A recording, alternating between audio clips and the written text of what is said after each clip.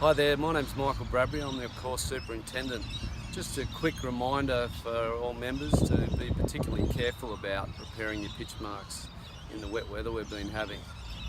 Fresh pitch mark, so just use your repairer, come in from around the pitch mark, pushing in towards the centre, never lifting, tap it down with your putter so it's nice and level, and you should minimise any repair time.